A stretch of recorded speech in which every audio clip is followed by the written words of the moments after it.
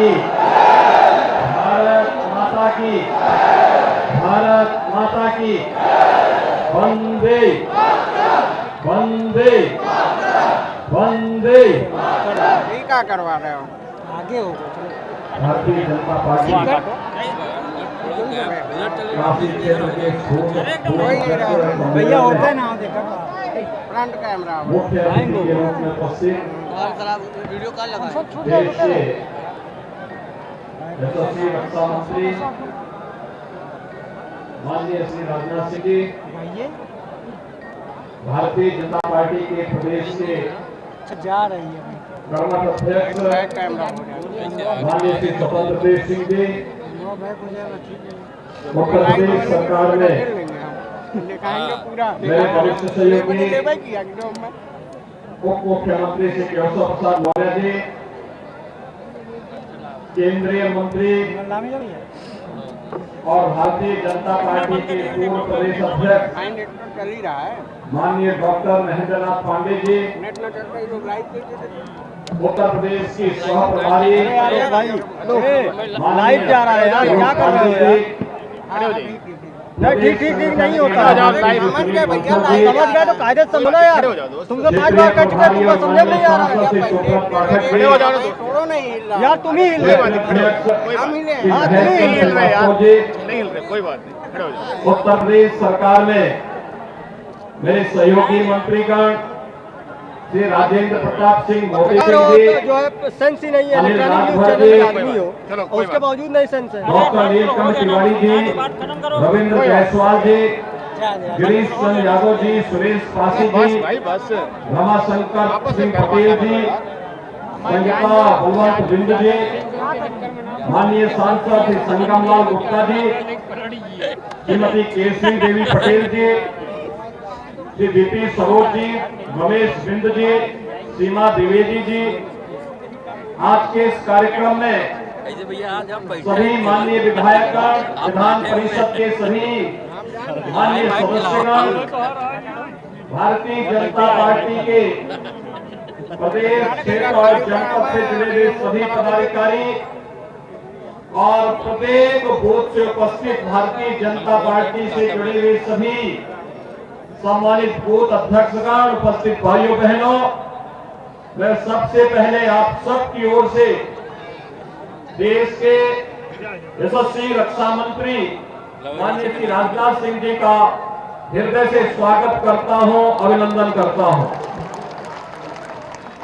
ये जौनपुर की धरती है, काशी क्षेत्र का एक महत्वपूर्ण जनपद है और जौनपुर स्वर्गीय उमानाथ सिंह जी की कर्म भूमि रही है, जिन्होंने राष्ट्रवाद के लिए समाजवादी पार्टी की गुंडागिर्दी के खिलाफ ही अपनी शहादत दी थी।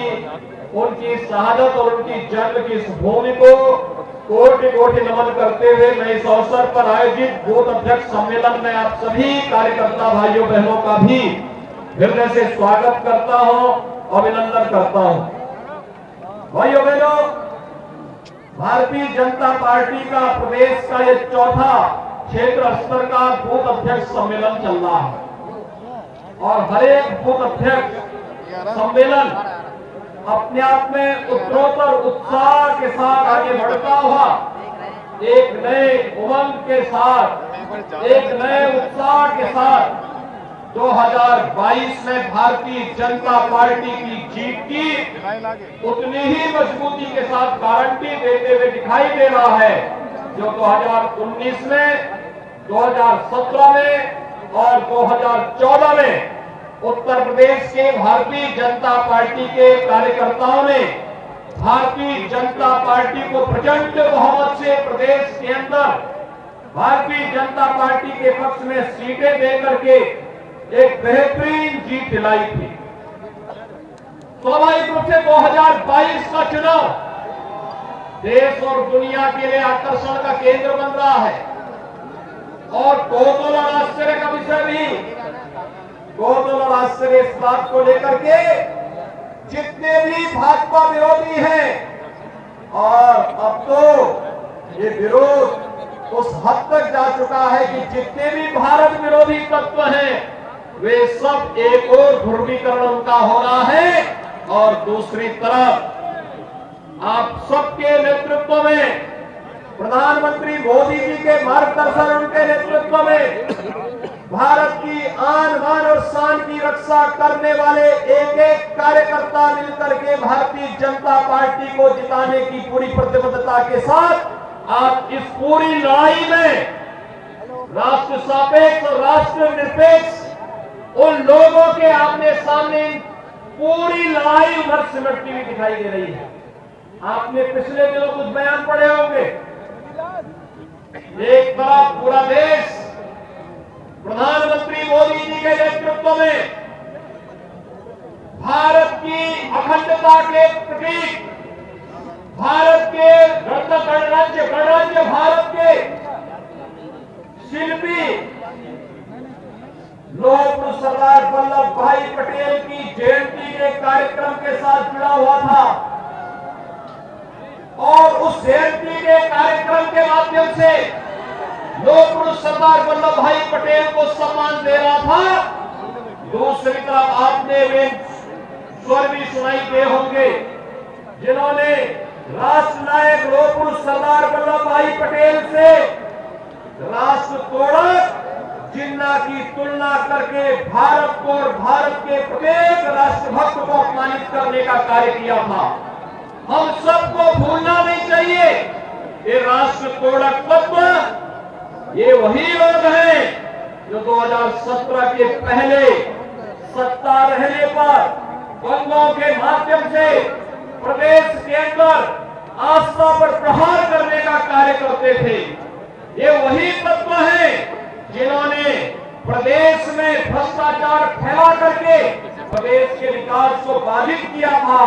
ये वही तत्व है जिन्होंने 2017 के पहले प्रदेश के युवाओं की नौकरियों पर डकैती डालने का कार्य किया था, और ये वही तत्व है भाइयों बहनों जो 2017 के पहले एक तरफ दंगा करवाते थे, नौजवान पर, भारतीय जनता पार्टी के कार्यकर्ताओं पर, हिंदू संगठनों के कार्यकर्ताओं पर, व्यापारियों पर झूठे मुकदमे दर्ज करते थे, और दूसरी तरफ आतंकवादियों के मुकदमों को बड़ी बेशर्मी के साथ वापस लेने का कार्य करते थे।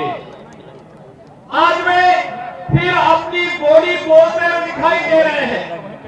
आपने देखा होगा 4.5 वर्ष तक वे आस्था में खलल नहीं डाल पाए, प्रदेश में दंगा नहीं करा पाए, प्रदेश में अपहरण का उपयोग उनका जो चलता था वो पूरी तरह बंद हो गया, प्रदेश में अराजकता नहीं फैला पाए, बेईमानी और भ्रष्टाचार के रास्ते बंद हो गए, नौजवानों के साथ खिलवाड़ होना बंद हो गया, किसानों का शोषण बंद हुआ, वाहन बेटियों की सुरक्षा के साथ खिलवाड़ करने की जिस तमन्ना के साथ वे कार्य करने के लिए आए थे, जब ये बंद हुआ तो स्वाभाविक एक परेशानी आज उनकी दिख रही है, जब वे जिन्ना को महिमामंडित करने का प्रयास कर रहे हैं।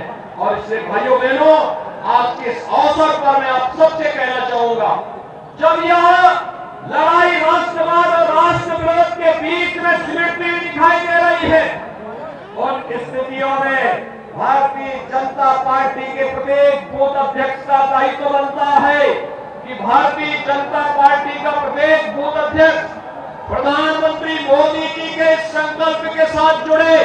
इस संकल्प के साथ मोदी जी ने कहा कि बूथ जीता तो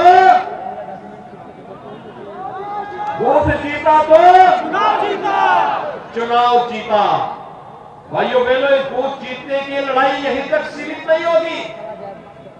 कोरोना कालखंड में आपने देखा होगा, आज जो कांग्रेस, सपा, बसपा के लोग आपके पास आएंगे, जनता के बीच जाएंगे, एक एक जनता को जागरूक करके बताने की आवश्यकता है कि पूछे ये लोग उस समय इस बारे में उनसे पूछे कि कोरोना में जब केंद्र और प्रदेश सरकार जनता की सेवा कर रही थी, उनका फ्री टेस्ट, फ्री उपचार, फ्री में राशन और भाइयों बहनों फ्री में वैक्सीन, सबको वैक्सीन देने का कार्य कर रही थी, तब ये लोग कहां थे? तब इन्हें पूछा जाना चाहिए, तब ये लोग कहां थे? स्वाभाविक रूप से उस समय एक प्रश्न खड़ा होगा कि उस समय इनका कहीं अता पता नहीं था, न कांग्रेस थी, न सपा थी, न बसपा थी, न कोई अन्य दल था। क्या इनमें से किसी का अता पता था? भाइयों बहनों, कोरोना कालखंड में 2020 से मार्च 2020 से या चाहे वह पहली लहर रही हो या दूसरी लहर रही हो, क्या इन दोनों लहरों के दौरान आपको क्या कहीं पर सपा, बसपा, कांग्रेस या इन दलों में से किसी नेता को जनता की सेवा करते हुए आपने देखा? आपने देखा किसी को? ये दिखाता है कि जनता की पीड़ा के साथ ये लोग कभी भी अपने आप को नहीं जोड़ सकते।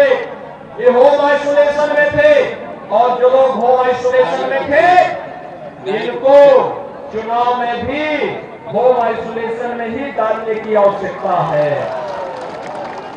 दूसरा, आपको याद होगा कि ये सब फ्री देने के साथ देखो महामारी के दौरान भी भारतीय जनता पार्टी की केंद्र और प्रदेश सरकार ने फ्री में राशन देने की व्यवस्था की, और इस राशन की व्यवस्था को 2020 में 8 महीने तक और 2021 में या होली से लेकर दीपावली तक और अब दीपावली से फिर होली तक इसको बढ़ाने का भी निर्णय लिया गया है। और राज्य सरकार ने तो तय किया है, केंद्र सरकार ने इसे होली तक पहुंचाने की व्यवस्था की। राज्य सरकार ने भी तय किया है कि दीपावली से होली तक खाद्यान्न के साथ साथ 1 किलो दाल, 1 किलो खाद्य तेल, 1 किलो नमक की व्यवस्था भी हर एक लाभार्थी को देने की व्यवस्था करेगी, जिससे कोई भी गरीब इस महामारी के दौरान भूखमरी का शिकार न होने पाए। भाई ये जो कार्यक्रम चल रहे हैं, ये सरकार की कैमरा है, टेकेंगे। आज विकास की योजनाएं हो, लोक कल्याणकारी योजनाएं हो, सुरक्षा का एक बेहतर वातावरण है, यही माफिया, यही अपराधी पहले सिर पे चढ़ करके कहीं न कहीं अपहरण करते थे, लूटपाट करते थे, सार्वजनिक जमीनों पर कब्जा करते थे। आज माफियाओं के साथ क्या हो रहा है? बुलडोजर चलते हुए देखा है ना? प्रदेश के अंदर जब माफियाओं की छाती पे बुलडोजर चलता है, कैसे लगता है? अच्छा लगता है? अच्छा लगता है कि जोरदार लगता है? ये चलना चाहिए। तो चलने के लिए बूथ की मजबूती होनी चाहिए। क्या होनी चाहिए? बूथ जीतेगा। दोनों हाथ उठा करके जोरदार तरीके से बोलिए, बूथ जीतेगा। और जोर से बोलिए, बूथ जीतेंगे। आज के इस अवसर पर मैं आप सबका एक बार फिर से अभिनंदन करता हूं, माननीय रक्षा मंत्री जी का स्वागत करता हूं, और भाइयों बहनों, अभी से अपने अपने बूथों का प्रबंधन करने की दिशा में आप सब अग्रसर होंगे। इस विश्वास के साथ आप सबके प्रति मैं अपनी शुभकामनाएं व्यक्त करता हूं। धन्यवाद। जय हिंद, जय जय श्री राम।